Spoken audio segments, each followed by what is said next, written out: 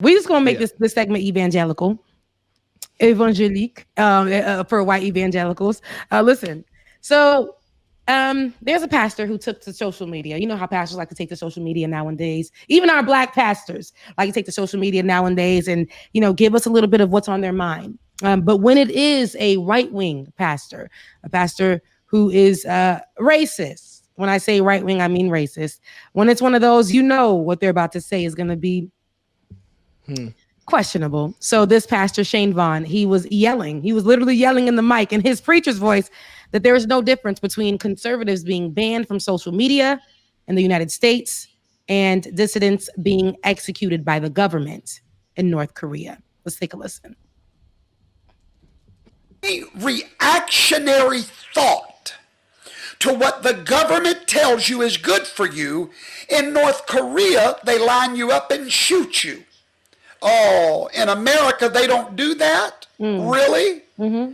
Do you not know that the best way to kill somebody is to shut them up? To destroy their influence, destroy their voice, destroy their credibility?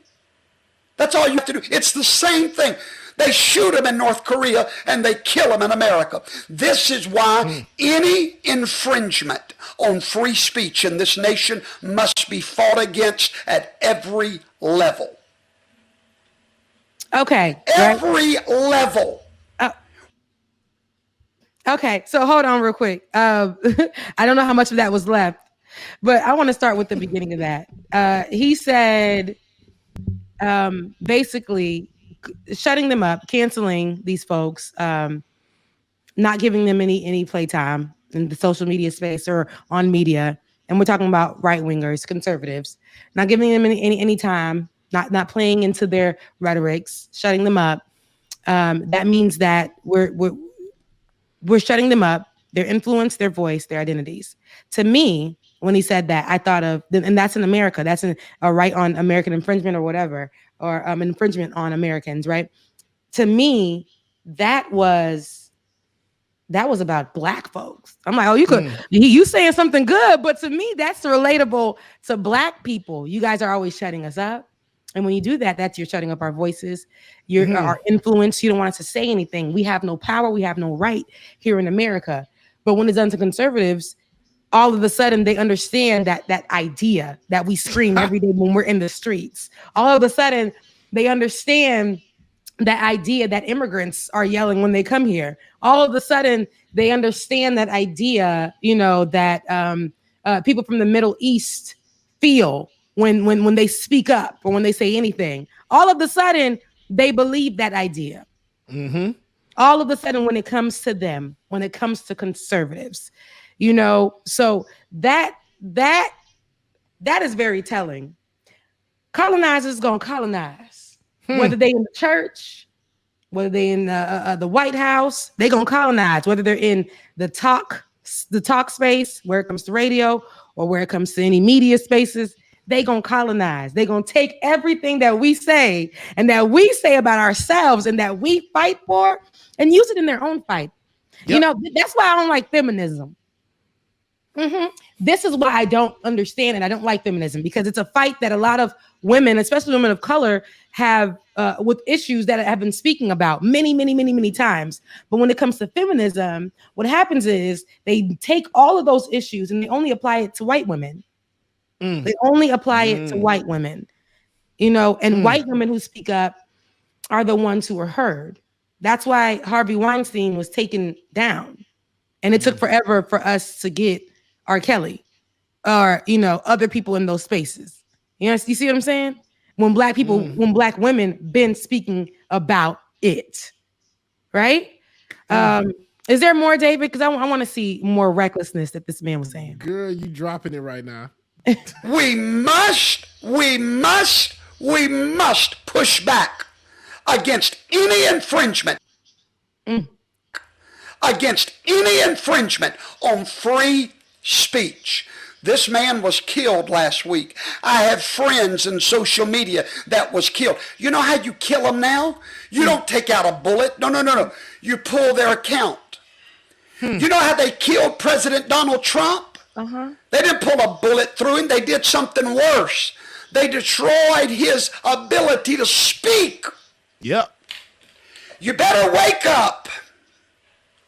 You better see how North Korea is no different than the United States of America under its current administration. Oh, okay.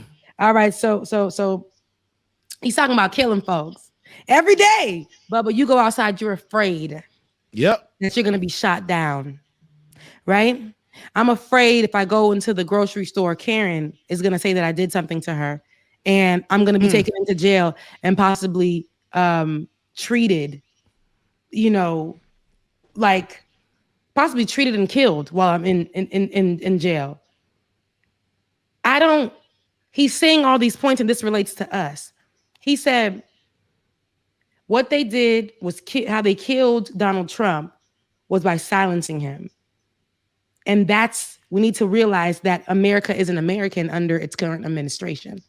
And what's happening right now is an American under the current administration.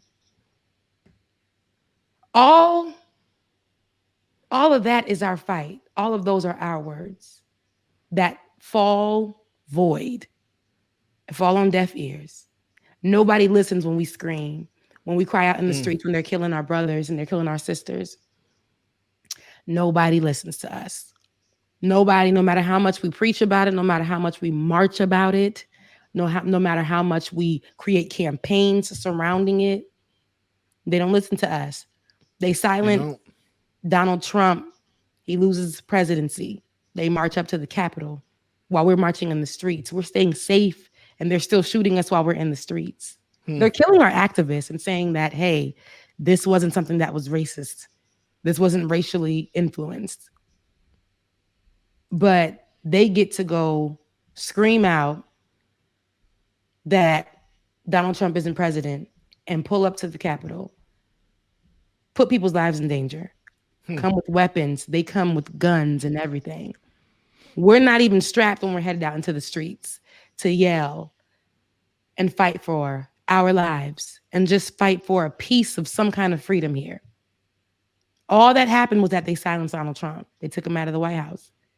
And now people are willing to cry about it, say that this is an infringement on their rights, their American rights. Now we're living un-American because they silenced him.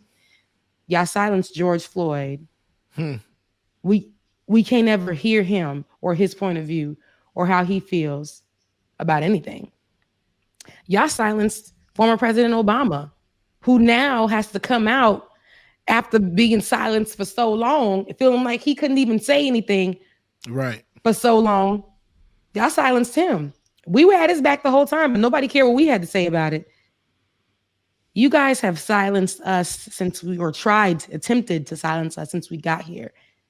You guys fight you put more fight into things like Donald Trump being president. You put more fight into things that shouldn't be, right? Like which you guys backed so quick, that Asian hate bill, which I'm happy that it passed. Right. But we've been fighting and talking about Black issues in these streets like nobody's business and screaming about it like nobody's business.